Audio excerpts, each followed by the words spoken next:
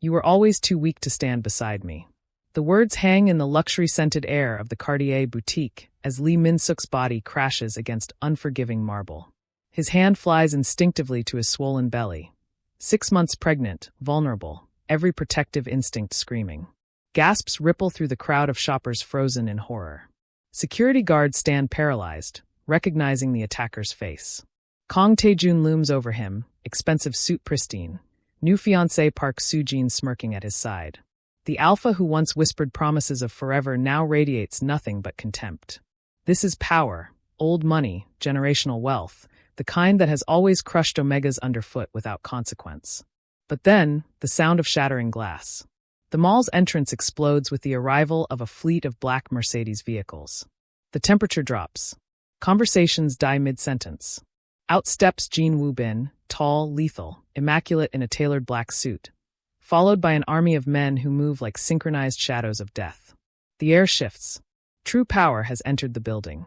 And Kong Tae-jun, the alpha who thought himself untouchable, realizes with dawning horror that he's just laid hands on the most protected omega in Seoul. He's just signed his own death warrant. This is the story of how rock bottom became the foundation, and how the most feared man in Korea became one omega's salvation. Before I tell you what happens next, subscribe to Starry-Eyed Lovers, and tell me where you're watching from. The silence that followed Jin Woo-bin's arrival was the kind that pressed against eardrums. It wasn't peaceful. It was the held breath before an execution, the moment predators calculate which prey to strike first. Min-suk remained on the cold marble floor, one hand still protectively cradling his belly, the other braced against the ground as if the world might tilt again at any moment. Woo-bin moved through the shattered glass entrance with the unhurried grace of someone who had never needed to rush toward anything in his life. Everything came to him. Everything bent. The 15 men flanking him wore identical black suits, earpieces, and expressions carved from stone. They spread through the boutique like ink through water, silent, absolute, inescapable. Min-suk.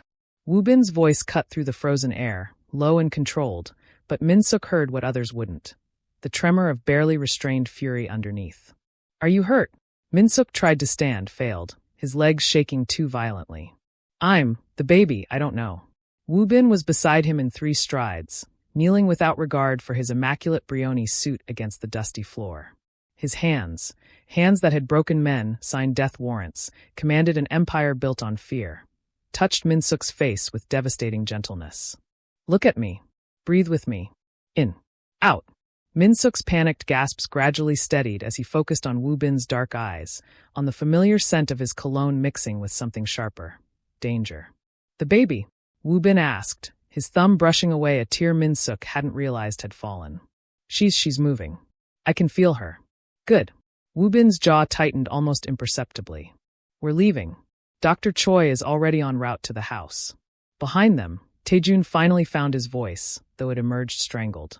Wait, that's Jin Woo-bin. Park Soo-jin, who moments ago had been laughing at Min-suk's expense, went pale. The Jin Woo-bin? No, that's impossible. But Tae-jun's eyes had locked onto where Woo-bin's hand rested protectively on Min-suk's swollen belly, possessive and territorial in a way that transcended typical concern. Understanding dawned with the cold brutality of frostbite. What is he to you? Tae-jun's question came out barely above a whisper, directed at Min-suk, but his gaze never leaving Woo-bin. Woo-bin stood in one fluid motion, bringing Min-suk up with him, cradling him against his chest as if he weighed nothing. When he finally turned to acknowledge Tae-jun's existence, his expression was arctic. I don't owe you explanations, but since you've inserted yourself into my evening, he paused, and somehow the silence was more menacing than any threat. Min-suk is my husband. The child he's carrying is my daughter. And you just put your hands on them. The temperature in the boutique seemed to drop 10 degrees. Tae-jun took an involuntary step backward, his expensive loafers squeaking against marble. I didn't know. Does ignorance unbreak bones? Woo-bin's voice remained conversational, which made it infinitely more terrifying. Does it erase bruises? Does it calm the heartbeat of a pregnant man who's already lost one child to cruelty? Min-suk felt Woo-bin's arms tighten fractionally around him, protective rather than constraining. He buried his face against Woo-bin's shoulder, suddenly exhausted, the adrenaline crash hitting him like a physical blow. Around them, shoppers remained frozen, some with phones raised but too terrified to actually record. Security guards hovered uselessly at the perimeter, caught between duty and survival instinct. Hyung, one of Woo-bin's men, materialized beside them, a sharp-featured man Min-suk recognized as Kang Dae-young, Woo-bin's second-in-command. "Cars ready. West exit is clear." Woo-bin nodded once. To Min-suk, his voice softened to something approaching tenderness. "Close your eyes. I'm taking you home." Min-suk didn't argue, just pressed closer and let himself be carried, trusting in the steady rhythm of Woo-bin's heartbeat, in arms that had never let him fall. The world blurred past, shocked faces, luxury goods forgotten, the click of expensive shoes as Woo-bin's men formed a protective corridor toward the exit. Behind them, Dae-young remained, his pleasant smile utterly at odds with the ice in his eyes as he approached Tae-jun and Soo-jin. The couple stood frozen, Soo-jin's hand clutching Tae-jun's arm hard enough to leave marks.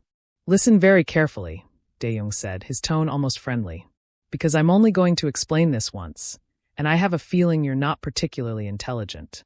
He straightened his cufflinks with deliberate casualness. "You just touched something that doesn't belong to you. You put your hands, violently, on Jin Woo-bin's Omega. His pregnant Omega. The man who carries his child." "It was a misunderstanding," Tae-jun started. "Oh, I don't think it was." Dae-young's smile sharpened. "You knew exactly who Lee Min-suk was. You knew he was carrying a child. You chose violence anyway. That's not a misunderstanding. That's a choice. And choices." He leaned in, voice dropping to something that rasped like a blade being unsheathed. "Have consequences." Soo-jin made a small sound, halfway between a whimper and a sob. "Go home," Dae-young continued, stepping back with that same pleasant expression. "Kiss your families. Sleep in your comfortable beds. Eat breakfast tomorrow. Live your normal lives. And every single morning when you wake up, remember, Jin Woo-bin doesn't forget. He doesn't forgive. He simply waits. And decides. So ask yourself." He tilted his head, considering them like specimens under glass. "What would justice look like? For a man who threw away an Omega like trash, only to discover that Omega is now the most protected person in Seoul." Tae-jun's face had gone from pale to gray. "That's what I thought." Dae-young buttoned his suit jacket, all business again. "Enjoy your uncertainty. I know we will."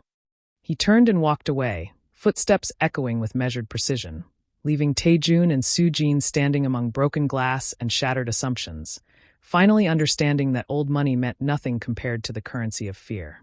Outside, Min-suk was already secured in the back of the lead Mercedes, Woo-bin beside him, one hand never leaving his, the motorcade pulling away from the mall with the silent efficiency of a military operation. "He called you his husband," Min-suk whispered, still processing, voice hoarse. "You are my husband. In front of everyone. You never. We always kept it quiet." Woo-bin's thumb traced circles on Min-suk's palm. "I was protecting you from my world. Turns out your world is just as dangerous. So now everyone knows. Let them know.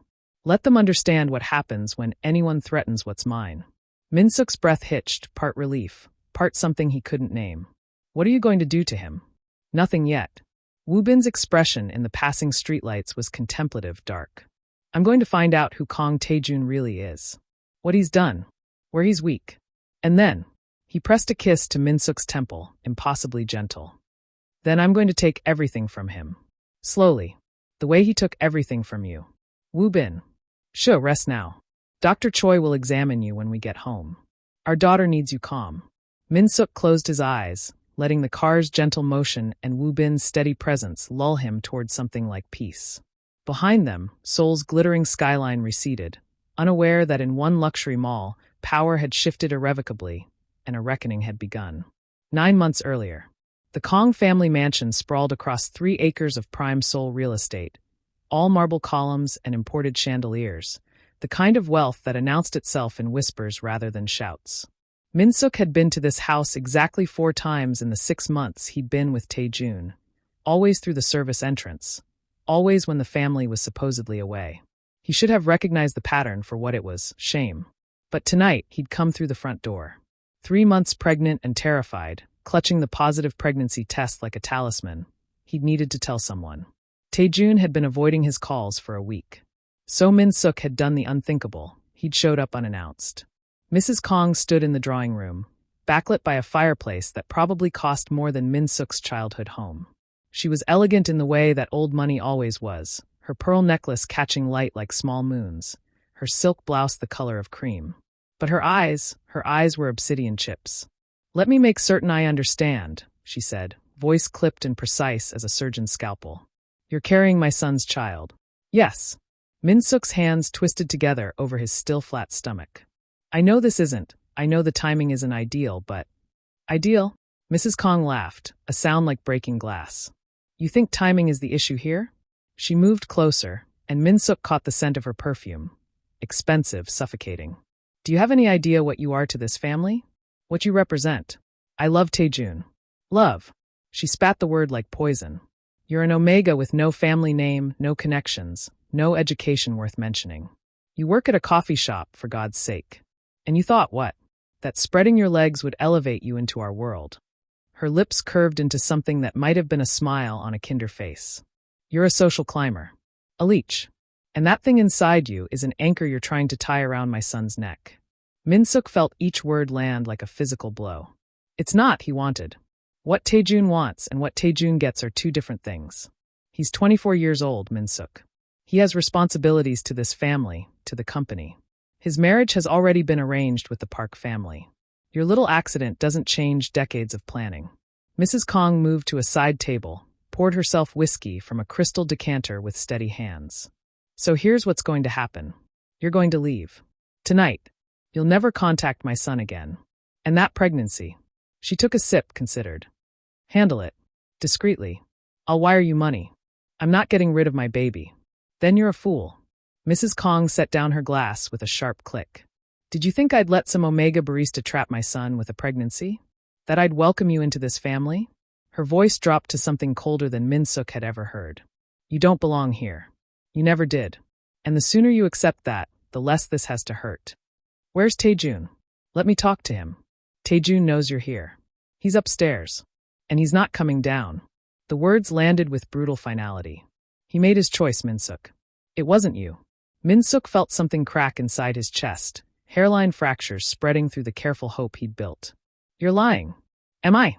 Mrs. Kong gestured toward the drawing room window. Through it, Min-suk could see the second floor, see Tae-jun's silhouette in his bedroom window, phone pressed to his ear, deliberately not looking down. He could stop this right now. One word from him, and I'd have to reconsider. But look at him, Min-suk. Really look. He's not coming. The truth of it hit harder than any physical violence could have. Tae-jun was right there, 30 feet away, and he was choosing silence. "Get out of my house. Please. Security." Mrs. Kang's voice carried, sharp and commanding. Two uniformed men appeared in the doorway within seconds, clearly expecting this. "Escort this omega off the property. If he returns, call the police." "Wait, please, it's snowing, I don't have." Min-suk's protests dissolved into nothing as hands gripped his arms, professional but firm, propelling him toward the door. He tried to dig in his heels, to turn back, to make someone see him as human rather than problem to be disposed of. "Tae-jun. Tae-jun, please." The front door opened onto a winter night that had turned vicious. What had been light flurries when Min-suk arrived was now a full storm, wind driving ice-laced rain sideways. His thin jacket, the nicest one he owned, worn to make a good impression, offered no protection. I left my phone inside." The door slammed shut. The locks clicked with mechanical finality. Min-suk stood on the marble steps, rain already soaking through to his skin, and understood that this was what disposable felt like. This was what it meant to be nothing in someone else's story. He started walking. The Kong estate was in Songbuk-dong, all winding roads and luxury homes hidden behind high walls. No buses ran this route. No taxis cruised looking for fares. It was a neighborhood designed to keep people like Min-suk out, and now it became a maze trapping him in. The cramping started 10 minutes into his walk. At first, just twinges.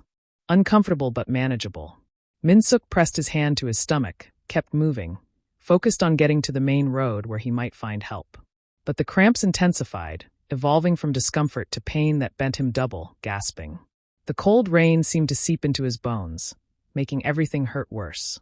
"No. No, please no." Warmth between his legs. In the rain and dark, Min-suk couldn't see if it was blood, but he knew. He knew the way drowning people know when water fills their lungs. This was catastrophe, this was loss, this was everything ending. He stumbled forward, vision blurring from pain and tears and rain. The road stretched endlessly ahead, no lights, no cars, just darkness and ice and the sound of his own ragged breathing. Each step felt like walking through deep water, his body fighting him, trying to shut down. The headlights appeared like twin moons through the storm. Min-suk registered them distantly, a car salvation, and tried to move to the side of the road. But his legs gave out, body finally surrendering to shock and pain and cold. He went down hard, the asphalt unforgiving, and dimly heard tires screech, smelled burning rubber. The black Mercedes stopped inches from where he lay. A door opened. Footsteps approached, rapid but controlled. Then hands, warm, steady, turned him over carefully. Jesus. Can you hear me? Sir, can you speak? Min-suk forced his eyes open. Through rain and tears, he saw a man backlit by headlights. Features mostly shadow except for dark eyes that reflected concern rather than the disgust he'd grown accustomed to tonight. Pregnant, Min-suk managed through chattering teeth. I'm pregnant. I think I'm losing. The man's expression shifted, hardened with decision. I'm getting you to a hospital. Can you move? It hurts. I know. I've got you. Strong arms slid under Min-suk, lifting him with surprising gentleness. Stay with me. What's your name? Min-suk. Lee Min-suk. I'm Woo-bin. The name would mean nothing to Min-suk until later, until he understood who he'd collapsed in front of, what power had stopped for him when his own lover wouldn't. You're going to be all right, Min-suk. I promise you that. Min-suk wanted to believe him, wanted to trust the certainty in that voice. But as darkness crept in at the edges of his vision, as he felt Woo-bin's car roar to life and speed through the storm, all he could think was, I'm losing everything. I'm losing my baby. I'm losing myself. He didn't yet know that sometimes you have to lose everything before you can be found. Woo-bin's private medical facility didn't look like a hospital. No fluorescent lights, no sterile white walls, no smell of disinfectant covering decay. It was a converted hanok in Buckshin, all dark wood and soft lighting, traditional architecture, hiding state-of-the-art medical equipment. The kind of place where powerful men came when they needed treatment without questions, where wounds from knife fights and gunshots were stitched up alongside legitimate ailments. Min-suk woke to rice paper screens filtering dawn light, to the steady beep of monitors, to the absence of pain that meant they'd given him something strong.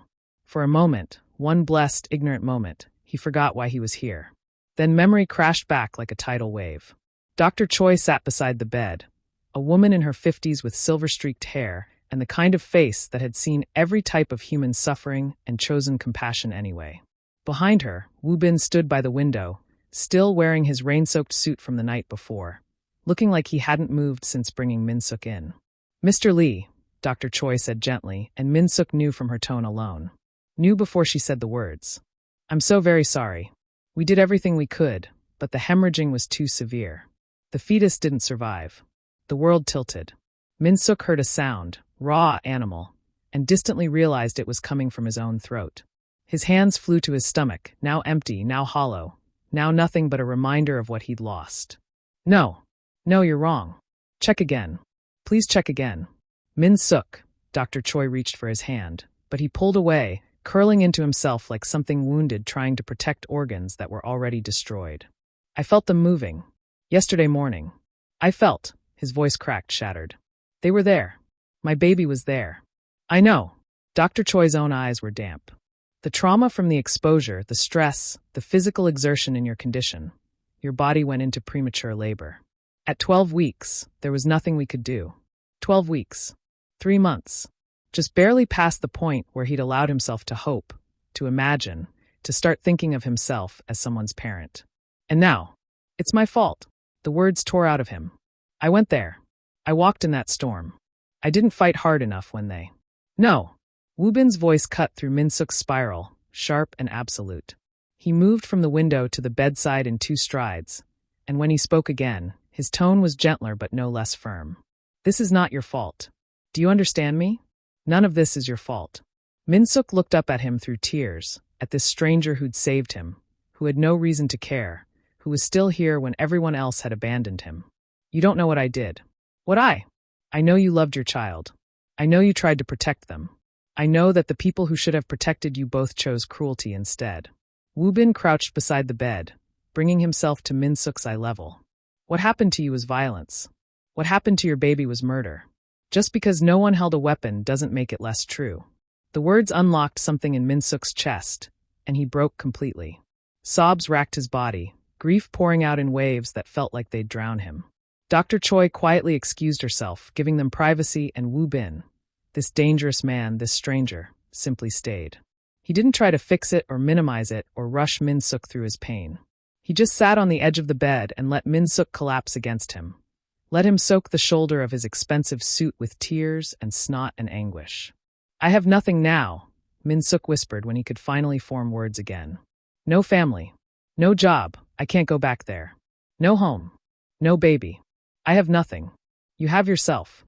Woo-bin's hand moved to Min-suk's hair, a touch so careful it made Min-suk want to weep all over again. That's not nothing. It feels like nothing. I know. A pause waited. Min-suk, look at me. When Min-suk raised his head, Woo-bin's dark eyes held something Min-suk couldn't quite name. Determination, maybe, or promise. You will never be thrown away again. Do you hear me? Never. Not while I'm alive. You don't even know me. No. A ghost of a smile touched Woo-bin's lips. But I'd like to. The recovery should have taken days. It took weeks. Not because of physical complications. Dr. Choi was too skilled for that. But because grief had its own timeline, its own demands. Woo-bin moved Min-suk to one of his properties after 3 days in the medical facility. A penthouse apartment in Hanam-dong with floor-to-ceiling windows overlooking the Han River. The guest room was larger than Min-suk's entire previous apartment had been. This is too much, Min-suk protested weakly when Woo-bin showed him the space. It's temporary. Until you decide what comes next. Woo-bin set Min-suk's small bag, the few possessions Dr. Choi's staff had purchased for him since he'd arrived with nothing, on the bed. There's no timeline. No expectations. Just heal. But that proved impossible when Woo-bin refused to leave him to it. Every morning, breakfast appeared, not from staff but made by Woo-bin's own hands. Simple things. Rice porridge with ginger when Min-suk's stomach couldn't handle more, kimchi jjigae when he needed something that tasted like comfort, sweet red bean pastries when he needed gentleness. Woo-bin never asked if he'd eaten. He just made food and sat across from Min-suk in the dining room with morning light painting everything gold, and they'd eat in companionable silence. You don't have to do this, Min-suk said one morning, 2 weeks in. Take care of me. You saved my life. You don't owe me anything more. Woo-bin looked up from his coffee, expression unreadable. What if I'm not doing it because I owe you? What if I'm doing it because I want to? Why would you want to? Because you deserved better than what happened to you. Because when I look at you, I don't see someone broken. I see someone who survived. He paused, considering his words. And because I'm selfish enough to want you to stay. Min-suk's breath caught. Woo-bin. No pressure. No demands. I'm just being honest. The thing was Woo-bin never pushed. Never demanded. When Min-suk had nightmares and woke screaming, Woo-bin appeared in his doorway within seconds. Just checking you're all right. And left when Min-suk said he was fine even though they both knew he wasn't. When Min-suk spent entire days crying, Woo-bin brought him tissues and water and sat in the living room reading contracts so Min-suk wouldn't be alone but wouldn't feel watched. When Min-suk finally asked what Woo-bin did for a living, Woo-bin answered with brutal honesty. I run an organization that operates outside the law. Some people call me a criminal. Others call me necessary. I've killed people, Min-suk. I've hurt people. I'm not a good man by most definitions. Min-suk absorbed this, surprisingly calm. Have you killed people who didn't deserve it? That's a complicated question. Try me. Woo-bin studied him for a long moment. No. Everyone I've killed was either trying to kill me first or hurt people under my protection. I don't involve civilians. I don't traffic in drugs or people. I run gambling, protection information. I'm a monster, but I have rules. Then you're more honorable than most good men I've known. Something shifted between them after that conversation. An understanding, maybe. Or recognition. Two people who'd been judged by the world and found wanting, finding something like acceptance in each other. The touches started small. Woo-bin's hand steadying Min-suk's elbow when he swayed getting up too fast. Min-suk's fingers brushing Woo-bin's when they both reached for the same book. Sitting closer on the couch during movies until their shoulders touched, until Min-suk's head tipped sideways onto Woo-bin's shoulder and neither of them moved away. Is this okay? Min-suk whispered one evening, 6 weeks after that terrible night. This is perfect, Woo-bin answered and meant it. The first kiss happened in the kitchen at midnight. Min-suk couldn't sleep, came out for water, found Woo-bin already there making tea. They collided in the darkness. Apologies turning to laughter, turning to silence, turning to Woo-bin's hand cupping Min-suk's face like he was something precious. "Tell me to stop," Woo-bin breathed. "Don't stop." The kiss was gentle, questioning, nothing like the demanding claiming Min-suk had experienced with Tae-jun. This was Woo-bin asking permission with every brush of lips, and Min-suk answering yes, yes, please yes. "I'm not ready for." Min-suk started when they finally broke apart. "I know. We have time. We have all the time you need." They did have time. Weeks turned to months. Min-suk started leaving the apartment, first just to the building's gym, then to nearby cafes, finally to job interviews. Woo-bin never asked where he went or when he'd be back. Just, "Text me if you need anything." Just, "I'm proud of you." Just, "Welcome home," when Min-suk returned. 3 months after that night in the storm, Min-suk woke up nauseous. At first, he dismissed it as food poisoning, then as stress. But when it continued for a week, when his scent shifted subtly, when his body started displaying familiar signs, Dr. Choi confirmed what Min-suk had been too terrified to hope for. "You're pregnant." About 6 weeks. Min-suk sat in Woo-bin's home office that evening, watching the sun set over the Han River, trying to find words that didn't exist. Woo-bin was at his desk reviewing documents, reading glasses perched on his nose in a way that made him look almost soft. "I need to tell you something," Min-suk finally said. Woo-bin immediately set down his pen, gave Min-suk his full attention. "Okay, I'm pregnant. It's yours. I know we haven't. I know this is fast, and you didn't sign up for." "Min-suk." Woo-bin was out of his chair and across the room before Min-suk could finish spiraling. He took Min-suk's hands, held them between his own. "Breathe. I'm going to ask you one question, and I want you to answer honestly, not what you think I want to hear. Do you want this baby?" Min-suk's eyes filled. "So much. But I'm scared. After what happened, you'll have Dr. Choi's complete attention. The best prenatal care available. You'll never walk in a storm alone again. You'll never be unprotected." Woo-bin pressed Min-suk's hands to his own chest, over his heart. "And you'll never be unloved. Not you, not this child. I promise you that. Woo-bin, you don't have to. Marry me." Min-suk's breath stopped. "What? Marry me? Not because of the baby. Not out of obligation. Marry me because I've spent 3 months falling in love with your strength, your resilience, your terrible taste in movies. Marry me because I want to wake up to you every morning and know you're safe. Marry me because," his voice cracked slightly, "because you make me want to be the man you see when you look at me." "Yes." The word escaped before Min-suk could overthink it. "Yes, I'll marry you." They married 2 weeks later at a small temple, just Dr. Choi and Dae-young as witnesses. Min-suk wearing a simple hanbok that accommodated his early pregnancy, Woo-bin in traditional dress looking at Min-suk like he'd personally hung every star. When they bowed to each other, sealing their vows, Min-suk felt something slot into place, not completion, because he was learning he could be whole on his own, but connection.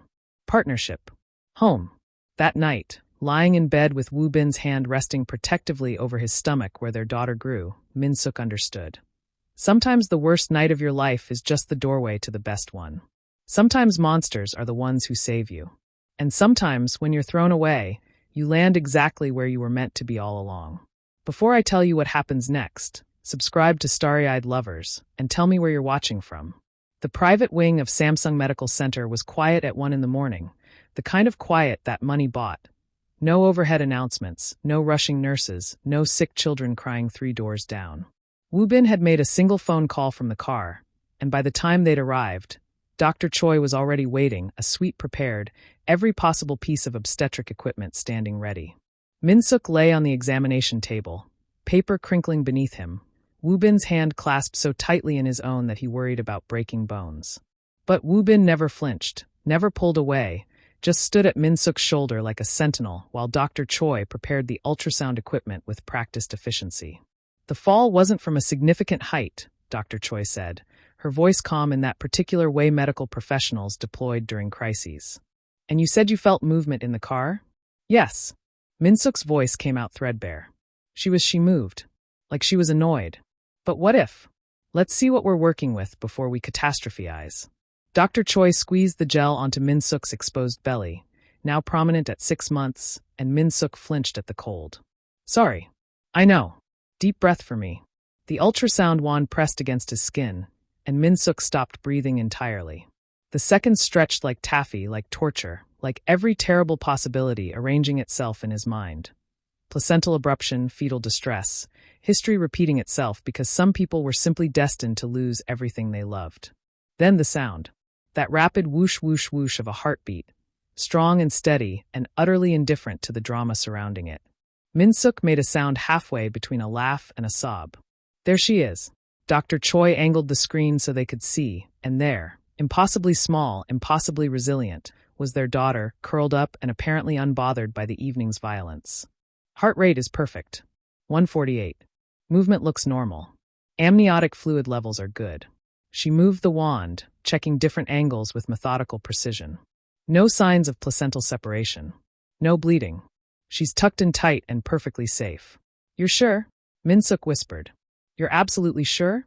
As sure as I can be at this moment. I want you on bed rest for 48 hours as a precaution, and we'll do another scan in 3 days to confirm everything's stable. But Min-suk, Dr. Choi looked up from the screen, her expression gentle. Your daughter is fine. She's strong. Just like her parents.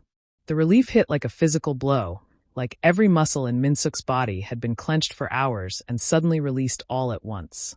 His free hand covered his mouth, muffling the sobs that erupted before he could stop them, tears streaming hot and fast down his temples into his hair. Hey. Woo-bin leaned down, pressing his forehead to Min-suk's. She's okay. Our Hannah is okay. I thought, when I hit the ground, I thought I'd lose her. Min-suk couldn't stop shaking, couldn't stop crying, 9 months of carefully controlled fear suddenly exploding now that there was space for it. Just like before. But you didn't. She's safe. You kept her safe. I should have been more careful. I shouldn't have gone to that mall. If I'd just stayed home. Min-suk, no. Woo-bin's voice sharpened with an edge that cut through Min-suk's spiral. You have every right to exist in public spaces. You have every right to shop for your daughter. What happened wasn't your fault. It was his. Only his. Dr. Choi quietly excused herself, dimming the lights on her way out, giving them the privacy they needed. The ultrasound screen still displayed their daughter's steady heartbeat, that rhythmic proof of life that Min-suk couldn't look away from. I was so scared, he whispered into the semi-darkness. When I felt myself falling, all I could think was, not again. Please, not again. I can't survive losing another child. Woo-bin carefully climbed onto the examination table beside Min-suk, ignoring the fact that it wasn't designed for 2 people, that his expensive suit would wrinkle, that this violated probably a dozen hospital protocols.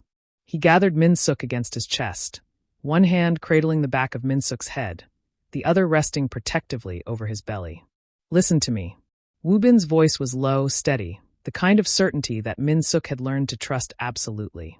You are not the same person you were 9 months ago. You're not alone. You're not unprotected. You're not going to lose her because I won't let that happen. Do you understand? You can't control everything. Watch me. There was something almost frightening in how seriously Woo-bin meant it. I've built an empire on controlling things, on making sure the people under my protection stay protected. And you, both of you, you're not just under my protection. You're my entire world.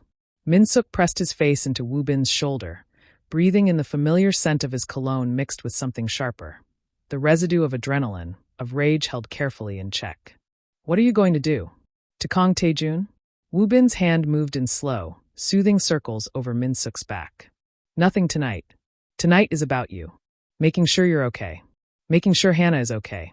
Everything else can wait until morning. But you are going to do something. It wasn't a question. Min-suk knew Woo-bin well enough now to recognize the particular quality of stillness that came over him when he was planning something. Not the absence of movement, but the presence of controlled violence waiting for direction. Yes, Woo-bin said simply. I'm going to make certain Kong Tae-jun understands what it means to destroy something precious. What it costs. What it takes from you. His voice dropped to something colder, harder. He threw you away once and thought that was the end of it. Thought there were no consequences. That you were disposable. I'm going to teach him differently.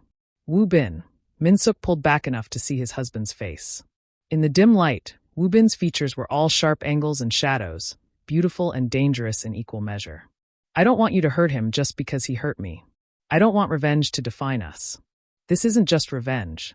Woo-bin's thumb traced Min-suk's cheekbone with devastating gentleness. This is justice. There's a difference. Revenge is hot, impulsive, emotional. Justice is cold and calculated and permanent. He paused, seeming to choose his next words carefully. When someone hurts you, they hurt me. When someone threatens our child, they threaten everything I've built my life around protecting. That can't go unanswered. What if he doesn't have anything to find? What if he's just? Everyone has something.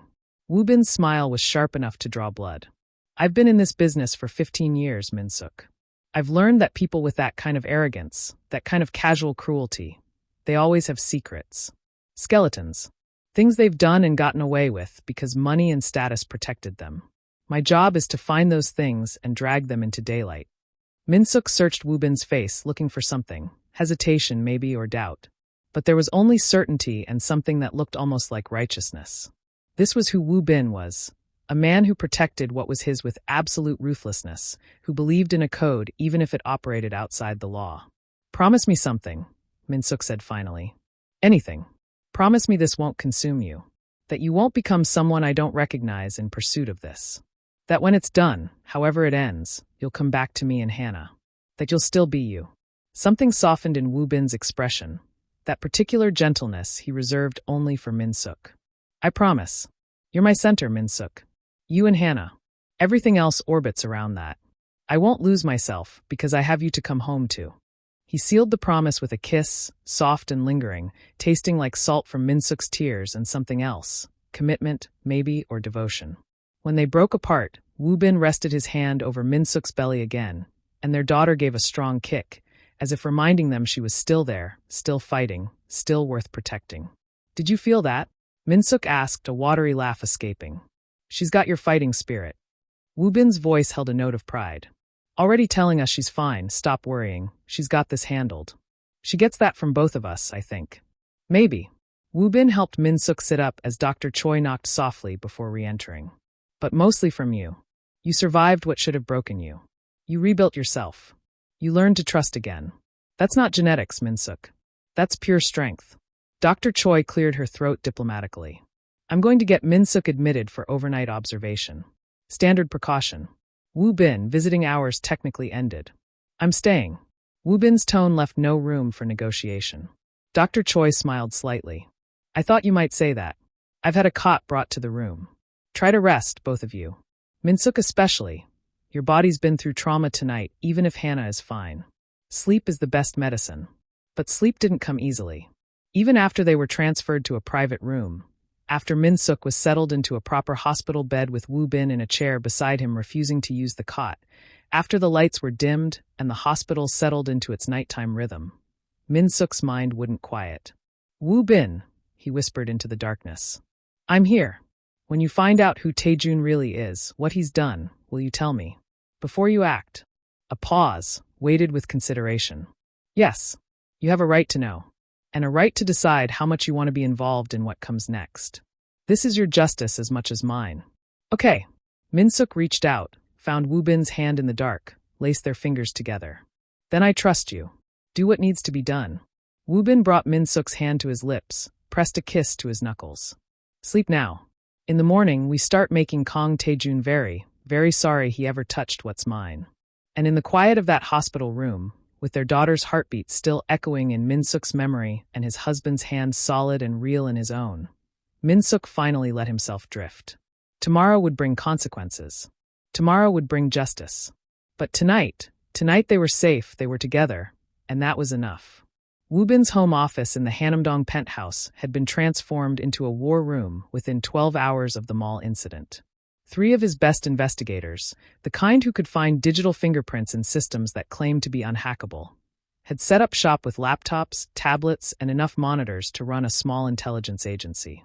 The curtains were drawn against the afternoon sun, the only light coming from screens displaying financial records, social media archives, traffic camera databases.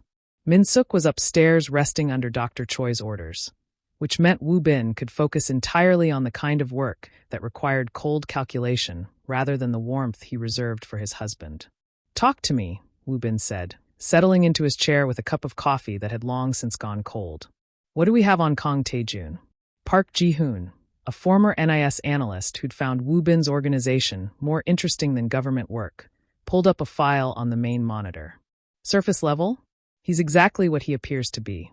24 years old, only son of Kong Industries chairman Kong Dong-wook. Education at international schools, mediocre grades despite expensive tutoring. Currently works in the company's marketing division, a position that requires him to show up 3 days a week and not embarrass the family. Nothing interesting there. Woo-bin's fingers drummed against his desk.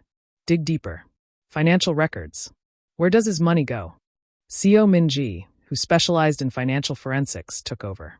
His credit card statements are illuminating. Regular purchases at high-end clubs in Gangnam, Club Lue, Octagon Arena. Large cash withdrawals every Friday night, typically 50 to 100,000 won. Payments to a Dr. Han Sang-woo at a private psychiatric clinic in Upgyujong.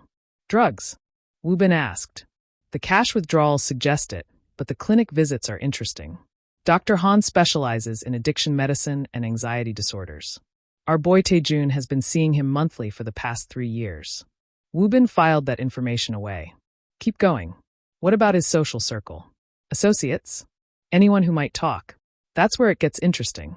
Ji-hoon pulled up a series of social media screenshots. 5 years ago, Tae-jun was running with a different crowd. More reckless. There are deleted Instagram posts, recovered from archives, showing him at illegal street races in Incheon. Photos of him with visible cocaine residue, though those were scrubbed within hours of posting. Someone in his family has been cleaning up his digital footprint methodically. But you found them anyway. Woo-bin smiled slightly. Good. What else? The third investigator, Choi Young-sik, spoke up for the first time. Young-sik specialized in legal records and cold cases. The kind of work that required patience and an encyclopedic knowledge of Korea's justice system. I ran a search through traffic incidents, accidents, anything involving the Kong family in the past decade. Most of it's minor, parking tickets that mysteriously disappeared, a DUI that never went to trial. But there's one case that caught my attention. He pulled up a news article on the screen. The headline read, Single father sentenced to 20 years in fatal hit-and-run case. Woo-bin leaned forward, interested now. Tell me about this. 5 years ago, October 15th. A woman named Lee Hae-jin, 28 years old, was struck and killed by a vehicle in Songbuk-dong around 2:30 in the morning. She was walking home from her night shift at a convenience store. The driver fled the scene. Police arrested Kim Jae-hyun 3 days later, a 32-year-old man who worked construction, raising his daughter alone after his wife's death. They claimed his vehicle matched paint transfer evidence, that he had no alibi for that time frame. And you don't believe it. Woo-bin stated rather than asked. The case bothered me from the start. The evidence was almost too convenient. Paint transfer that perfectly matched, a witness who came forward claiming they saw Kim's truck leaving the scene. But that witness was later revealed to have gambling debts that mysteriously disappeared after the trial. The prosecution was handled by Yoon and Associates, one of the most expensive law firms in Seoul. They don't typically prosecute, they defend. But in this case, they were working directly with the prosecutor's office, providing consulting services. Min-ji cut in, pulling up financial records. And guess who Yoon and Associates' biggest client is? Kong Industries, Woo-bin said flatly. Bingo. The firm received a bonus payment of 200 million won 3 weeks after Kim Jae-hyun's conviction, listed as consulting fees for special projects. The pieces were starting to arrange themselves into a picture Woo-bin had seen too many times before. Wealth protecting wealth, the innocent sacrifice to preserve reputation. But he needed proof, not speculation. Get me the traffic camera footage from that night. All of it. Every camera within a 5-kilometer radius of the accident site. Young-sik grimaced. That was 5 years ago. Most departments only keep footage for. I don't care about most departments. Find someone who archived it. Find someone who made backups. Find someone who might have saved it for insurance purposes. Woo-bin's voice hardened. I want that footage. It took 4 days. 4 days of calling in favors, of accessing systems that were supposed to be secure, of tracking down a retired traffic management employee who'd been paranoid enough to back up files to personal hard drives before they were scheduled for deletion. 4 days of Min-suk resting upstairs, occasionally appearing in the doorway of the office with worried eyes, and Woo-bin telling him, soon. I'm close. When Young-sik finally called Woo-bin at 3 in the morning on the 5th day, His voice was tight with barely controlled excitement. "I've got it. You need to see this now." Woo-bin was in the office within minutes, Min-suk trailing behind despite Woo-bin's protests. "You should be resting. I need to know." Min-suk settled onto the couch, wrapped in one of Woo-bin's shirts, stubborn and beautiful. "If this is about Tae-jun, I have a right to see." Woo-bin couldn't argue with that. Young-sik had the footage queued up on the main monitor, timestamp reading 2:27 a.m., October 15th, 5 years prior. The camera angle showed a curved residential street in Songbuk-dong, trees casting shadows under streetlights, everything quiet and still. "Watch the top right corner," Young-sik said. At 2 hours 28 minutes and 14 seconds, a silver Mercedes appeared, moving fast. Too fast for the narrow residential street. The car weaved slightly, overcorrected, weaved again. Classic drunk driving pattern. Then, at 2 hours 28 minutes and 31 seconds, a figure appeared in the frame. Lee Hae-jin, walking home, backpack over her shoulder, completely unaware. Min-suk made a small sound, and Woo-bin's hand found his automatically. The Mercedes didn't slow down. Didn't swerve. Just kept coming until the moment of impact. Brutal, final, the woman's body thrown 15 feet by the force. The car's brake lights flashed once, twice, as if the driver was considering stopping. Then the vehicle accelerated, disappearing out of frame. "Pause it," Woo-bin commanded, his voice deadly calm. "Zoom in on the license plate." Young-sik did. The plate was partially visible, enough to read. Seoul 32 ** 4892. "Run that plate." More typing. Then Young-sik's face appeared grim on the video call screen. Registered to Kong Tae-jun, silver Mercedes S-Class, purchased by Kong Industries in 2019. Currently listed as totaled. The family claimed it was in an accident and sold for parts 3 weeks after this incident. "They destroyed the evidence," Min-suk whispered. "They knew. There's more."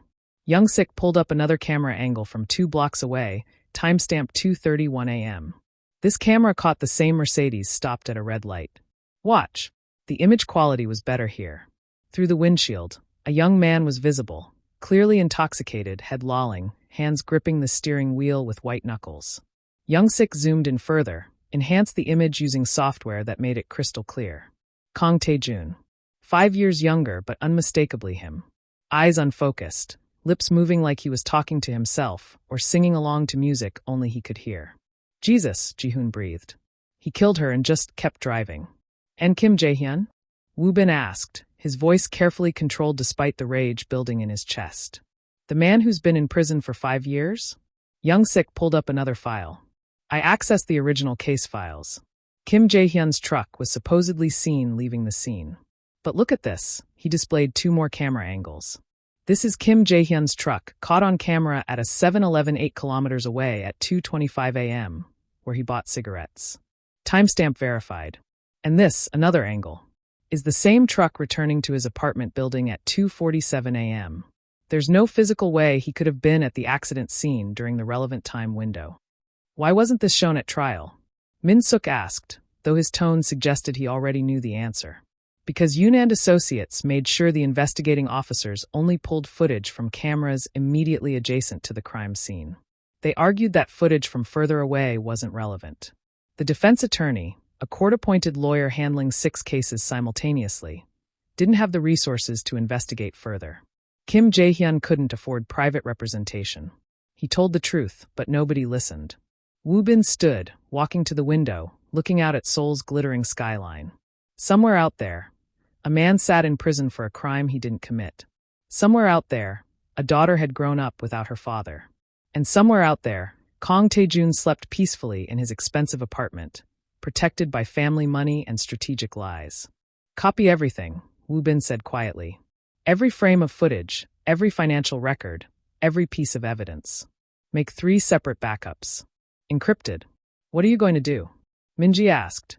Woo-bin turned back to face them, and his expression was the one his enemies saw right before their worlds collapsed. I'm going to give Chairman Kong a choice. He can sacrifice his son, or he can watch me destroy everything he's built. His company, his reputation, his legacy. All of it. And Kim Jae-hyun? Young-sik prompted. Him, I'm going to save. Woo-bin's voice gentled slightly. That man lost 5 years of his life, 5 years with his child, because a spoiled rich boy was too cowardly to face consequences. I'm going to give him his freedom back. His name back. His future back. Min-suk stood, crossing to Woo-bin, taking his hands. This is bigger than us now, isn't it? Yes. Woo-bin pressed their foreheads together. But it started with you. With what he did to you. And sometimes when you pull one thread, you discover the whole tapestry is rotten. When do we move? Tomorrow. I'm meeting with Chairman Kong tomorrow afternoon. By tomorrow night, either Tae-jun turns himself in, or I release everything to every media outlet in Korea. Either way, Woo-bin's voice hardened with absolute certainty. Justice is coming. The Kong Industries headquarters occupied 37 floors of prime real estate in Gangnam, all steel and glass reflecting Seoul's skyline back at itself. The building was designed to intimidate, vast marble lobby, security checkpoints, the implicit message that only the worthy made it past the ground floor. Woo-bin walked through it like he owned the place, which in a sense he did. Fear was its own form of ownership. Chairman Kang's executive suite took up the entire top floor. Floor-to-ceiling windows offered panoramic views of the city, a visual reminder that from up here, people looked like ants, disposable and insignificant. The boardroom where they met could comfortably seat 20, though today it held only 4. Chairman Kong at the head of the table, his attorney Lee Sung-ho beside him, and Woo-bin with Dae-jung flanking him like a well-dressed shadow. Chairman Kong was 63, silver-haired and sharp-eyed, wearing a suit that cost more than most people's cars. He had the face of a man who'd spent decades making difficult decisions and sleeping soundly afterward. When he looked at Woo-bin, there was no fear, just calculation and mild annoyance, like one might regard an unexpected business complication. Mr. Jin. The chairman's voice was cultured, controlled. Your request for this meeting was quite insistent. I assume you have good reason for demanding my personal attention. I do. Woo-bin settled into his chair with deliberate calm, Dae-jung placing a tablet and a manila folder on the table in front of him. Thank you for seeing me on such short notice, Chairman Kong. I'll be direct. I respect your time too much to waste it. How refreshing. A slight smile touched the chairman's lips. Most people who walk through that door spend 20 minutes on pleasantries before getting to their point. Please be direct. Your son assaulted my husband 3 days ago at Lotte World Mall. Pushed him violently to the ground. My husband is 6 months pregnant. You can imagine my concern. Chairman Kang's expression didn't change, but his attorney shifted slightly. Mr. Jin, if you're here to threaten legal action. I'm not. Woo-bin's voice remained pleasant, conversational. Legal action would take years, cost both parties significant resources, and ultimately accomplish very little. I prefer more efficient solutions. He opened the manila folder, sliding a single photograph across the polished table. I'm here because when I investigated your son, as any concerned party would, I found something interesting. The photograph showed a silver Mercedes, timestamp visible, Tae-jun's face clear through the windshield. Chairman Kong picked it up, studied it with the same expression he might use reviewing quarterly reports. This is from 5 years ago, the chairman said slowly. October 15th, 2:30 in the morning. About 40 seconds before your son's vehicle struck and killed Lee Hae-jin, a 28-year-old mother of 1, then fled the scene without stopping. Woo-bin pulled out more photographs, laying them out like cards in a poker game he'd already won. Traffic camera footage. Multiple angles. All showing your son driving recklessly while visibly intoxicated. All showing him leaving the scene after impact. The attorney leaned in, examining the photos with increasing alarm. Chairman Kang's face remained impassive, but something flickered in his eyes. Not surprise, Woo-bin noted. Recognition, maybe. Or confirmation of something he'd already suspected. This is, Chairman, if this is authentic. It's authentic. Woo-bin pulled out the tablet, queued up the video footage. I have 17 separate camera angles, all time-stamped, all verified. I have the maintenance logs showing your son's Mercedes was reported as totaled in an accident 3 weeks after this incident and sold for scrap. I have financial records showing Yoon and Associates received a substantial bonus payment shortly after Kim Jae-hyun's conviction. He paused, letting that name land. Kim Jae-hyun, the man currently serving 20 years for a crime he didn't commit. The man whose daughter grew up without a father, so yours could avoid consequences. Chairman Kong set down the photograph with careful precision. Those are serious accusations, Mr. Jin. They're not accusations. They're facts. Documented, verified, irrefutable facts. Woo-bin leaned back in his chair. Which brings us to why I'm here rather than at the nearest police station or media outlet. You want money. The chairman's tone suggested this was familiar territory. How much? I don't want your money, Chairman Kong. I have more than enough of my own. Woo-bin's voice hardened slightly. What I want is justice. For Kim Jae-hyun, who lost 5 years of his life. For Lee Hae-jin's child, who lost her mother. For my husband, who was thrown away by your family like trash. He leaned forward. And I'm giving you a choice in how that justice is delivered. The attorney started to speak, but Chairman Kong silenced him with a raised hand. Explain. In this folder, I have everything needed to exonerate Kim Jae-hyun and prove your son committed vehicular manslaughter, evidence tampering, and conspiracy. If I release this to the authorities and the media, and I have copies with multiple journalists on a dead man switch timer, Kong Industries will be destroyed. Not damaged. Destroyed. Woo-bin's words fell like hammer blows. Every contract you hold with the government will be terminated. Every partner will distance themselves. Your stock will collapse. The company your grandfather built, that you've spent your life expanding, will become synonymous with corruption and the obstruction of justice. You're threatening my entire legacy because my son pushed someone? The chairman's voice remained level, but his knuckles whitened on the armrest. No. I'm offering you a way to save your legacy by removing the liability that threatens it. Woo-bin slid a document across the table. This is a statement you'll sign, officially disowning Kong Tae-jun, removing him from all corporate positions, trust funds, inheritance. Along with this, you'll provide a formal statement to prosecutors admitting that your son was responsible for Lee Hae-jin's death and that you facilitated the cover-up. You'll cooperate fully with Kim Jae-hyun's exoneration. You want me to sacrifice my son. I want you to choose between your son and everything else. Your company, your reputation, your other family members who've done nothing wrong, the thousands of employees who depend on Kong Industries for their livelihoods. Woo-bin's voice was merciless. Your son killed someone and let an innocent man take the blame. That debt comes due eventually. The only question is who pays it. Chairman Kong stood abruptly, walking to the window, staring out at the city his empire helped shape. The silence stretched long enough that his attorney began to fidget. When the chairman finally spoke, his voice was almost distant. I knew, about the accident. Not immediately, but within a week. Tae-jun came to me, terrified, high out of his mind, confessing everything. He turned back to face them. I had a choice then too. I chose to protect him. To protect our family name. I told myself it was mercy, that he was young, that one mistake shouldn't ruin his entire life. And Kim Jae-hyun's mistake? Woo-bin asked coldly. His mistake was being poor and available when you needed a scapegoat. Yes. The simple admission carried no shame, just statement of fact. That's exactly what it was. And I made that choice knowing the cost. Knowing that somewhere, a man was losing his freedom for something he didn't do.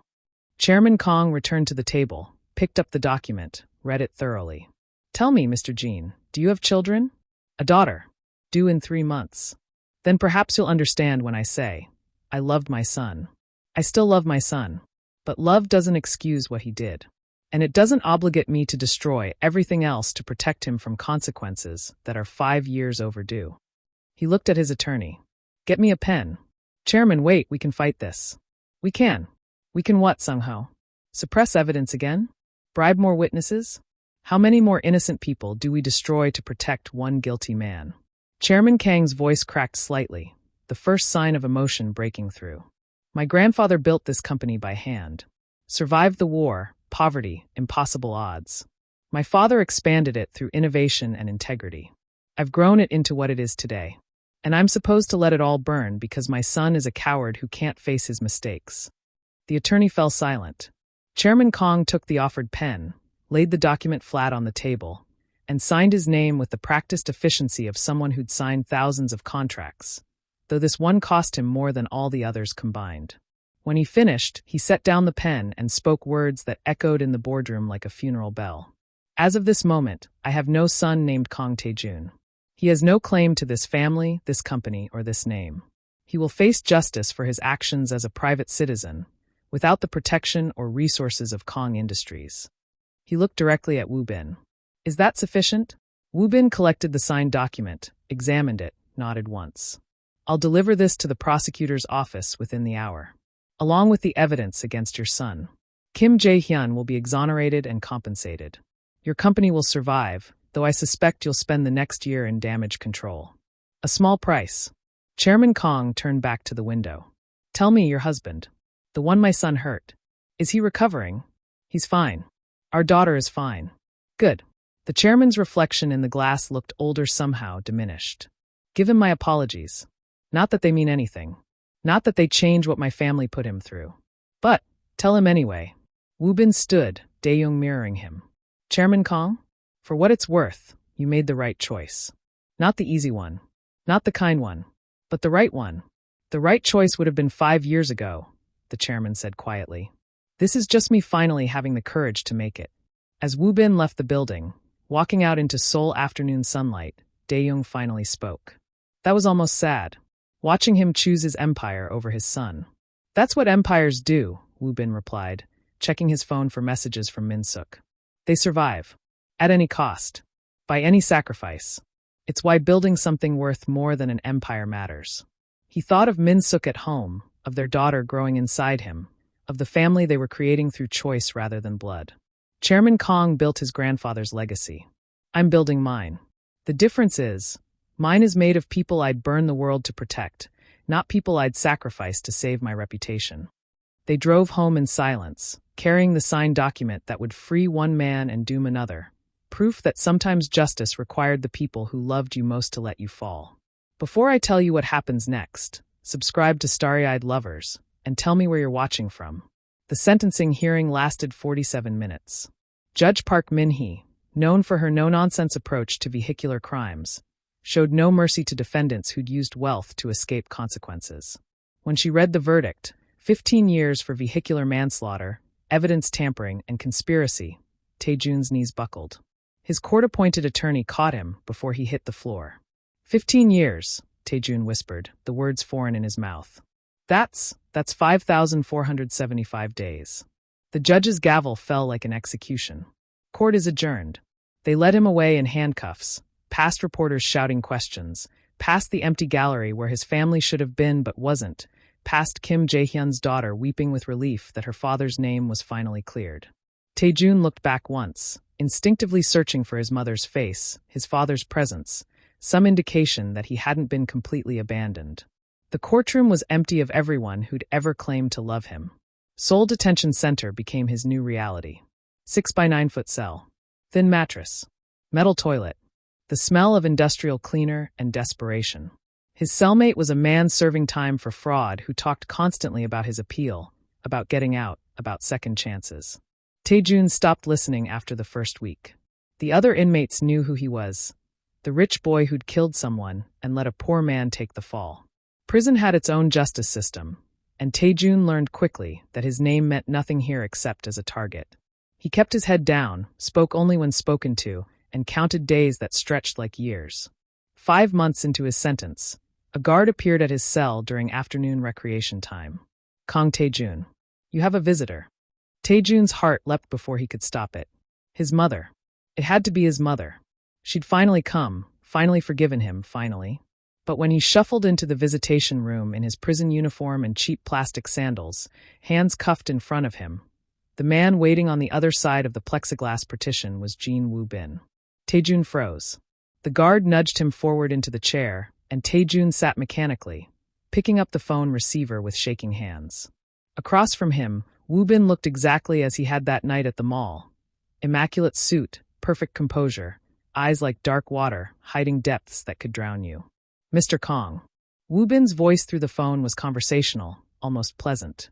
Thank you for seeing me. I didn't know I had a choice. Tae-jun's voice came out hoarse from disuse. He rarely spoke anymore except to answer roll call. You always have a choice. You just rarely make good ones. Woo-bin settled back in his chair with the ease of someone who knew he controlled this conversation absolutely. How are you adjusting to your new accommodations? Why are you here? Tae-jun couldn't play games, couldn't engage in small talk. Did you come to gloat? To see me like this? Congratulations, you won. You destroyed me. You destroyed everything. I didn't destroy you, Tae-jun. You destroyed yourself 5 years ago when you got behind the wheel high on cocaine and killed an innocent woman. I simply made sure you finally faced consequences. Woo-bin's expression didn't change. But no, I'm not here to gloat. I'm here to deliver a message. Something in Tae-jun's chest tightened. From Min-suk. The name felt dangerous in his mouth, forbidden. He hadn't let himself think about Min-suk in months, had forced himself not to remember soft skin and quiet laughter, and the way Min-suk used to look at him like he hung the stars. Thinking about Min-suk meant thinking about what he'd thrown away, what he'd destroyed, and that way lay madness in a 6x9 cell. Yes. Woo-bin studied him with clinical interest. You've thought about him. In here, alone with nothing but time. Every day. The admission escaped before Tae-jun could stop it. Does he hate me? Tell me the truth.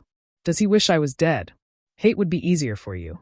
Woo-bin's voice carried a strange gentleness, the kind a doctor might use before delivering a terminal diagnosis. Hate means you still matter enough to feel strongly about. Hate means you occupy space in his emotional landscape. But that's not what he feels. Then what? Tae-jun leaned forward, desperate. What does he feel? Nothing. He feels nothing when he thinks about you, which is rarely. Woo-bin delivered each word with surgical precision. You've become a story he tells about his past. A cautionary tale about trusting the wrong people. You're not his present. You're barely even his history. You're just someone who happened to him once. The words landed like physical blows. Somehow, being nothing hurt worse than being hated. But, Woo-bin continued, he did ask me to tell you something. Before our daughter was born, when he was finding peace with everything that happened. He wanted you to know, he paused, making sure Tae-jun was listening. He forgives you. Tae-jun's breath stopped. What? He forgives you. Not because you deserve it. Not because what you did was acceptable. Not because he's forgotten or because time has healed all wounds. Woo-bin's eyes were merciless in their clarity. He forgives you because holding on to anger was poisoning him. Because our daughter deserves to be born into a home without that kind of toxicity. Because forgiveness isn't about you, it's about his freedom. I don't understand. I know you don't. That's what makes this perfect. Woo-bin leaned closer to the plexiglass. You're going to spend the next 14.5 years in here, Tae-jun, 5,293 more days. And every single one of those days, you're going to remember that Min-suk forgave you. That he released you from his heart and moved on. That he's happy now, building a family, living a life that has nothing to do with you. Tae-jun felt something crack inside his chest. Why would he tell me that? Why would you come here to? Because hate would let you believe you still affected him. Hate would give you power. But forgiveness. Woo-bin's smile was sharp as broken glass. Forgiveness means he's free. And you're not. Forgiveness means he gets to be happy while you rot in here, knowing you lost something you can never get back. Not because he won't take you back, but because he doesn't want you back. He doesn't want anything from you except your absence from his life. That's cruel. The words came out broken. That's justice. Woo-bin stood, preparing to leave. He wanted you to know that he's not your victim anymore. He's not defined by what you did to him. He's just happy. Genuinely, completely happy with someone who would burn the world down to protect him. And you get to spend the next 15 years knowing that. Wait. Tae-jun pressed his palm against the plexiglass. Please. Did he have the baby? Is it? Her name is Hannah. She's beautiful. She has Min-suk's eyes and his resilience. She'll grow up knowing she's loved, protected, valued. Everything you never made Min-suk feel. Woo-bin picked up his briefcase. Goodbye, Tae-jun. This is the last time we'll speak. Min-suk wanted closure, and now he has it. You don't get to occupy any more of his time or thoughts.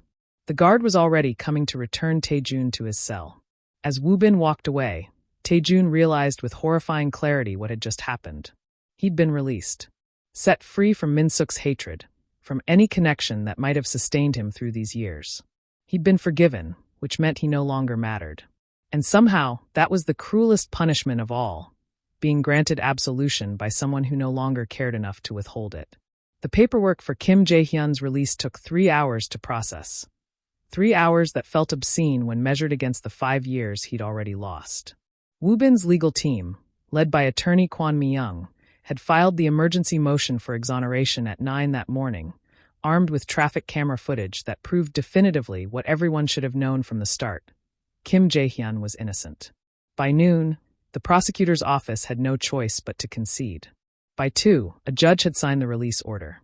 By 3:15, Jae-hyun stood in the prison discharge area wearing the same clothes he'd been arrested in 5 years prior. Jeans that no longer fit his thinner frame, a button-down shirt that smelled like storage, shoes that felt foreign on feet accustomed to prison-issue sandals. Sign here, here, and here. The processing officer's voice was bored, indifferent to the magnitude of what was happening. Your personal effects are in this bag. You'll receive information about compensation procedures in the mail. Any questions?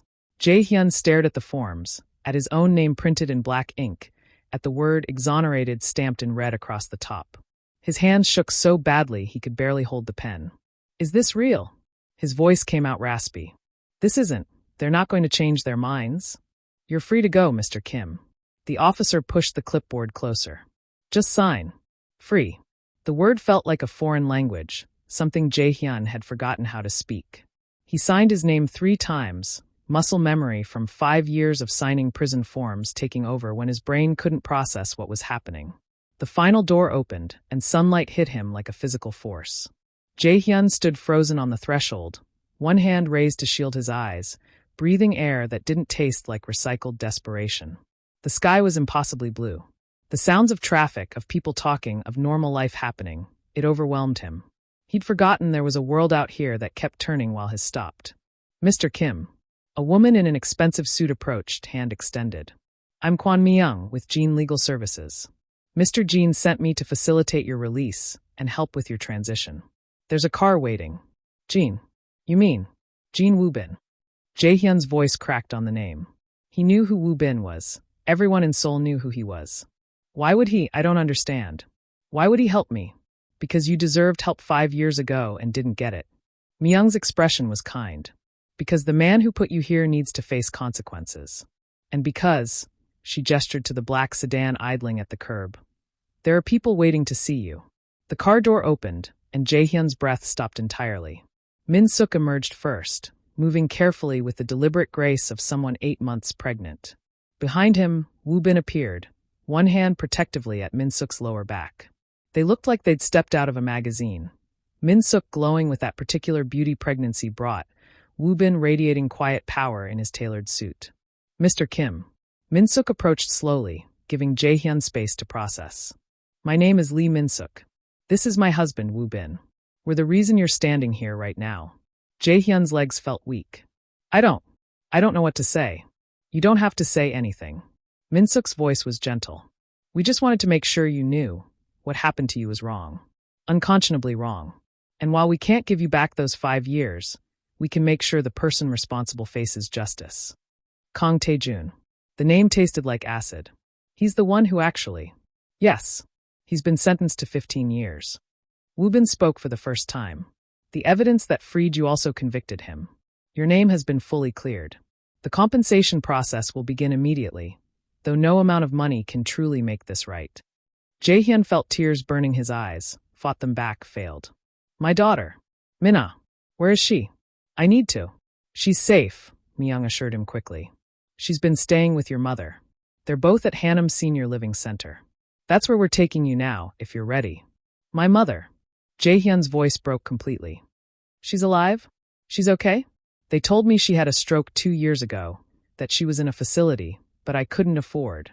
She's been receiving excellent care, Min-suk said softly. All expenses covered. Physical therapy, medication, everything she needs. She's waiting for you. Jae-hyun looked between them, this pregnant Omega and his dangerous husband. These strangers who'd saved him from a nightmare he'd stopped believing he'd ever wake from. Why?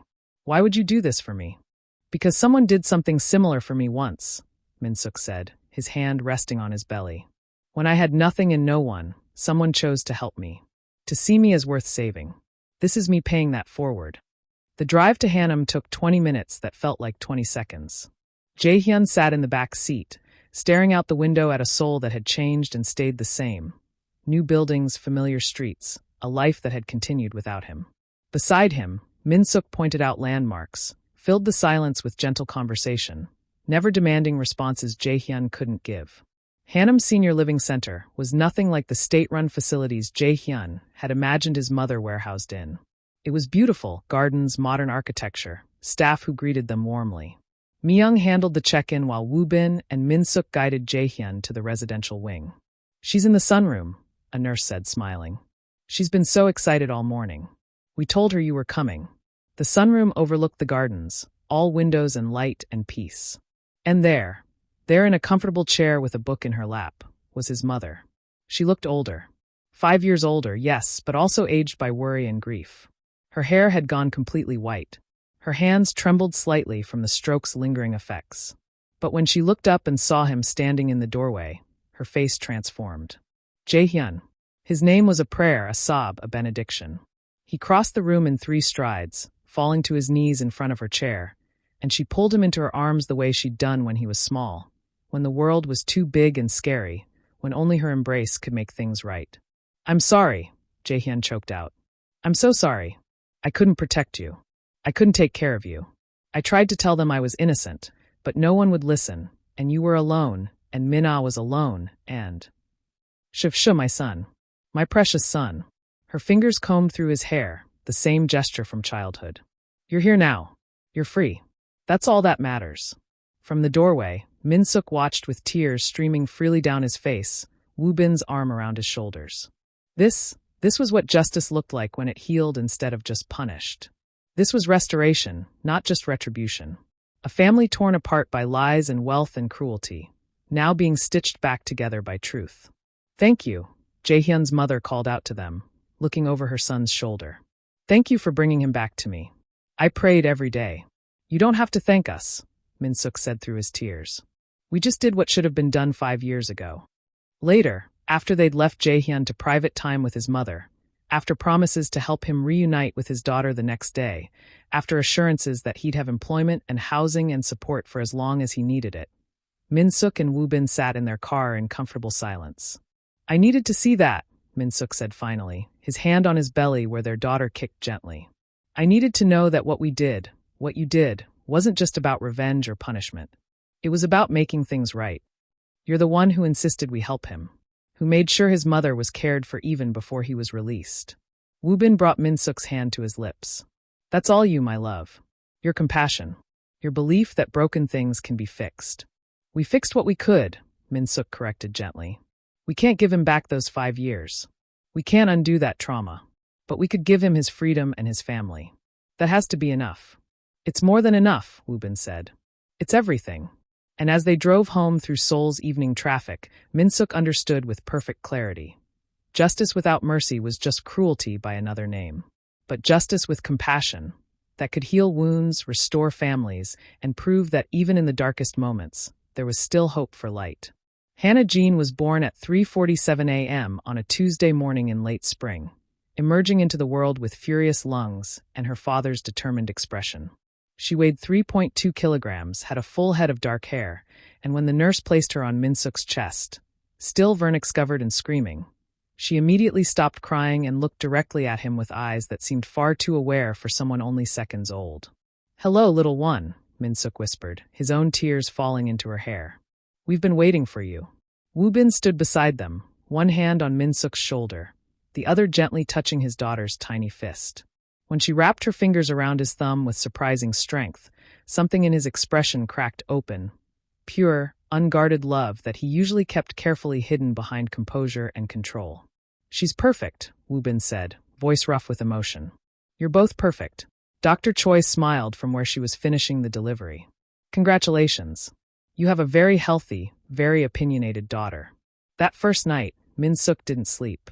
He just held Hannah, watching the rise and fall of her chest, counting her fingers and toes repeatedly, marveling that something so precious and whole had come from such a complicated journey.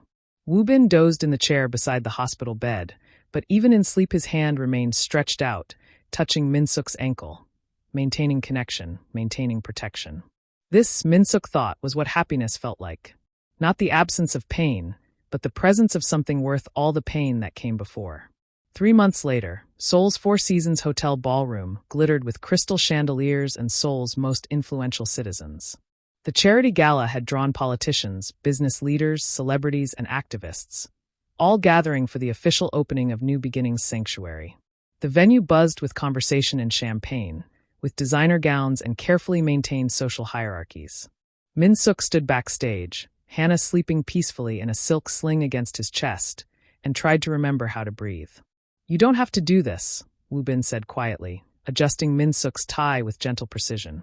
"I can give the speech." Or we can have someone else. No. Min-suk's voice was steadier than he felt. This is my story.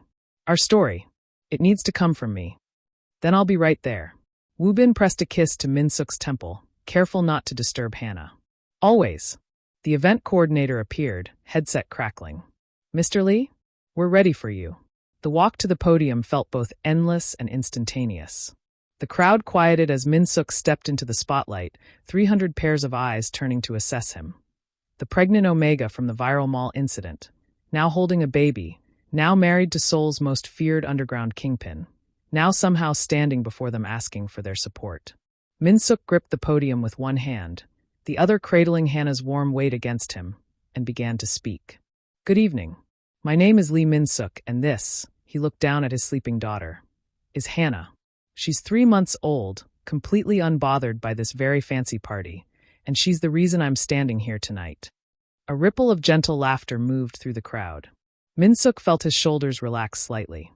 A year ago, I was standing in a different place. In a storm. Bleeding. Alone. I'd just been thrown out of a house that would never be my home by people who saw me as disposable. I was losing a child I desperately wanted. I was losing hope that life could be anything other than cruel. His voice remained steady, even as the memories threatened to crack it. And then someone stopped. In the middle of that storm, someone saw me as worth saving. In the front row, Woo-bin watched with an expression that somehow combined fierce pride and tender devotion. Beside him, Dr. Choi dabbed at her eyes with a handkerchief. I learned something that night that I want to share with you all. I learned that rock bottom isn't where you break, it's where you build your foundation. Every terrible thing that happened to me, every moment I thought would destroy me, became the bedrock for who I am now. For this family I've built. For this sanctuary we're opening tonight. Min-suk looked up from his notes, making eye contact with faces throughout the crowd. New Beginnings Sanctuary exists because no one should have to stand in that storm alone. Because Omegas in this country are still fighting for basic dignity, basic rights, basic safety. Because I had someone catch me when I fell, and now it's my turn to catch others. He paused as Hannah stirred slightly, her tiny fist emerging from the sling to wave aimlessly before settling again. The gesture drew soft sounds of appreciation from the audience. This sanctuary will provide housing, medical care, legal aid, and job training for marginalized Omegas who've been told they don't matter, who've been discarded by families, by partners, by a society that still sees them as less than. We'll tell them a different story. We'll show them that terrible things don't stay terrible if you transform them into something beautiful. Movement at the back of the ballroom caught his attention. Kim Jae-hyun in the security manager uniform they'd designed together, standing proud and professional, having found purpose in protecting others the way he couldn't protect himself 5 years ago. Their eyes met across the distance, and Jae-hyun nodded once, understanding passing between two men who'd both rebuilt themselves from ruins. So tonight, I'm asking for your support. Your donations, yes, but also your belief that people deserve second chances. That one mistake, one terrible circumstance, one moment of being thrown away doesn't define someone forever. Min-suk's voice strengthened with conviction. Because I was thrown away. And I survived. And now I'm standing here telling you, we can build a world where that doesn't happen anymore. Where someone is always there to catch you. Where new beginnings are possible for everyone, not just the privileged. The applause started slowly, then built to something powerful, sustained. Min-suk stepped back from the podium, overwhelmed, and Woo-bin was there immediately. One hand settling protectively at the small of Min-suk's back, guiding him off stage, sheltering him from the crowd's intensity. You were magnificent, Woo-bin murmured against his ear. Absolutely magnificent. Later, after the formal presentations ended and the gala shifted to mingling and networking, they stood together on the hotel's terrace overlooking Seoul's nighttime skyline. Hannah had woken and was nursing contentedly, unconcerned with the party happening inside. The city stretched out before them. Millions of lights, millions of lives, millions of stories being written in real time. Do you think it'll work? Min-suk asked quietly. The sanctuary. Can we actually make a difference? You already have. Woo-bin's arm tightened around his waist. That man in there, the one who donated 500 million won? He has an Omega nephew his family disowned. Your speech made him cry. Made him realize what he'd done. That's one life changed. One family potentially reconciled. Multiply that by everyone in that ballroom, by everyone who'll hear about this, by every Omega who'll walk through our doors. We can't save everyone. No, but we can save someone. And someone is always worth it. Woo-bin pressed a kiss to the top of Hannah's head, then to Min-suk's temple. You've built something extraordinary from pain. You've taken the worst thing that ever happened to you and transformed it into hope for others. That's not just making a difference, Min-suk. That's changing the world. Inside the ballroom, the gala continued. Donations pledged, connections made, the machinery of change slowly beginning to turn. Kim Jae-hyun coordinated security with quiet competence, having found his place in this new story. Dr. Choi networked with potential medical partners, already planning the sanctuary's health services. Dae-young worked the room with surprising charm, securing corporate sponsorships. But out here, on this terrace under Seoul's stars, Min-suk held his daughter and leaned into his husband's solid presence and understood. This was the real victory.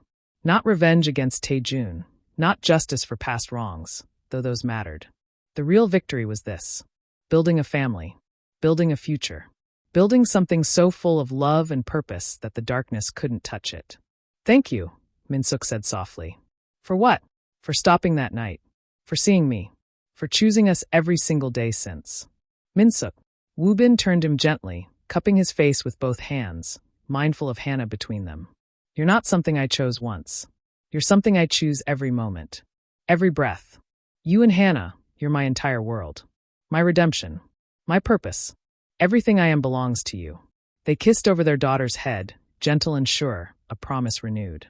When they pulled apart, Min-suk saw his own reflection in the terrace windows. No longer the broken boy thrown into a storm, but a man who'd survived, who'd rebuilt, who'd transformed his pain into purpose. Ready to go back in?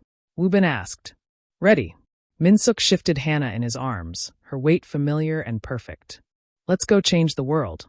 And together, this family built from ruins, this love forged in darkness, this hope born from despair, they walked back into the light. The end.